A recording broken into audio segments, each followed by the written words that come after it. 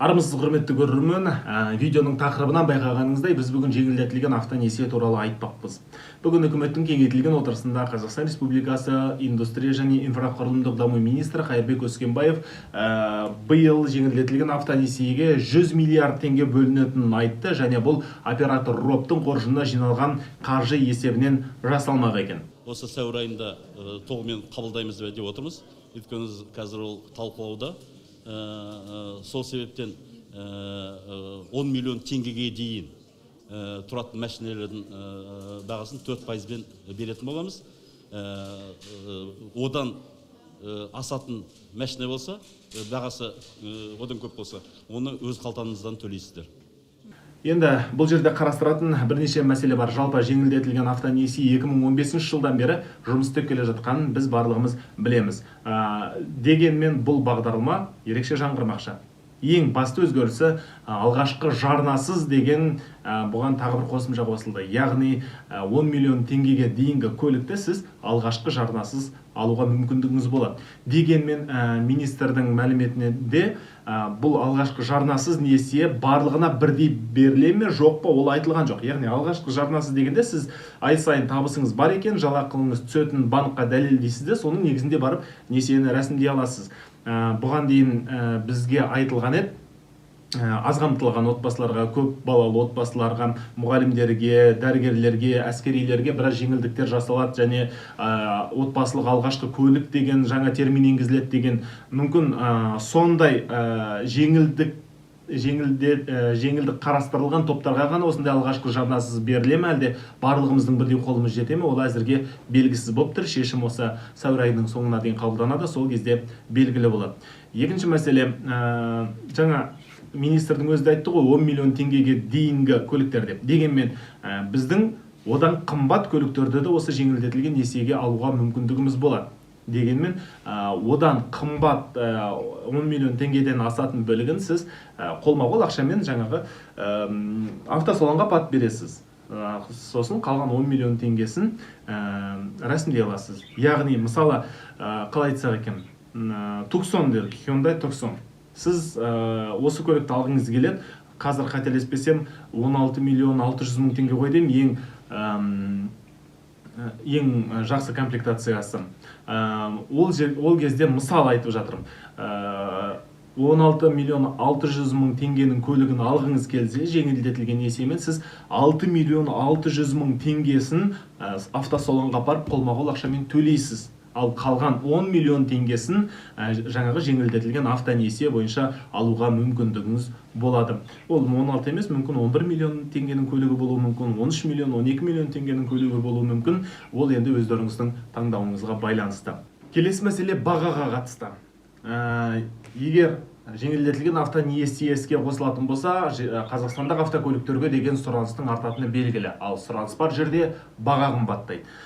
Тура осы сұрақты бүгін үкіметте министрге қойған еді. Министр әзірге бағаның өсуі күтіліп отырған жоқ, ондай жоспар жоқ деді. Дегенмен бағаны нарық өзі реттейді, қымбаттап кетуі мүмкін екені бізге барлығымызға аян. Келесі мәселе, бізде ғана емес, барлық әлемде автокөліктердің тапшылығы болып жатқаны белгілі.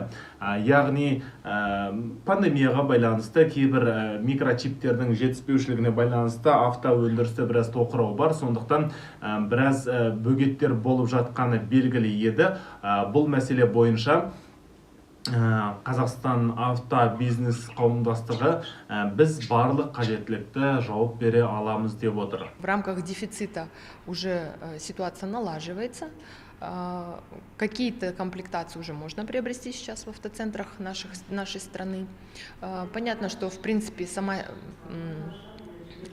система с дефицитом еще не полностью восстановилась, и цепочки производственные еще не полностью восстановились, но в целом уже коллеги работают над тем, чтобы дефицита как такового не было. С точки зрения годового объема производства, в целом в Казахстане это больше 60 тысяч машин. По данной программе предполагается, что единовременно порядка 10 тысяч казахстанцев смогут приобрести транспортные средства по льготному кредитованию. Соответственно, мы считаем, что этот спрос будет удовлетворен. Олардың берген ақпараты бойынша жалпы олар жылына 70 мыңға жуық жеңіл автокөлік өндіре алады, ал жеңілдетілген автонесиеге бөлінетін 100 миллиард теңге шамамен 10 мың көлікке ғана жетеді. Яғни бір көлікті шамамен 10 миллион теңгенің айналасы деп есептейтін болсақ, бұл несие 10 мың көлікке жетеді. Бұл жерде есептеу керек, енді барлығы 10 миллион теңгені көлігін алмауы да мүмкін ғой. Сондықтан 10 мың емес, 12-13 мың болса да адам жеңілдетілген автонесие бойынша көлік ала алады. Бірақ келесі мәселе бар. Біздегі бар ақпарат бойынша 2021 жылдың соңындағы мәліметтер бойынша бізде жеңілдетілген автонесиеге 15 мың адам кезекте тұр. Бұл жалпы кезекке тұрып қойған адамдардың ғана есебі. Біз сияқты кезекке тұрмай, бірақ шынына келген кезде мен де осы несиемен алсам ба деп ойланып жүрмін. Осындай мен сияқты адамдар өте көп болуы мүмкін. Сонда ондай адамдарға жалпы көлік тие ме, бізге тимей ме, ол белгісіз. Себебі әлгі алдымен кезекте тұрған 15 мың адамға көлік беріледі. Содан кейін ғана барып біздің өтінішіміз қарастырылуы мүмкін. Бұл да әлі нақты белгісіз мәлімет. Дегенмен жалпы осыған дейін жұмыс істеп тұрған бағдарламада 87 миллиард теңге айналымда болғаны белгілі. Айналымда деген сөзіміз ол револьверлік тәсілмен жыл сайын транш бөлінбесе де револьверлік тәсілмен несиелендіру жүргізіліп отырды.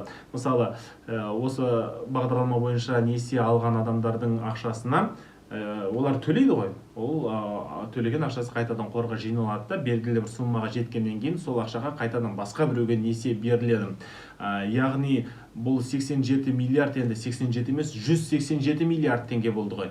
Сонда бұған дейін айына осы револьверлік тәсілмен Қазақстан бойынша айына 100 адамға несие берілетін болса, енді ол кемінде 200-300 адамға дейін ай сайын осы револьверлік тәсілмен де беріліп қалуы мүмкін. Сонда тағы да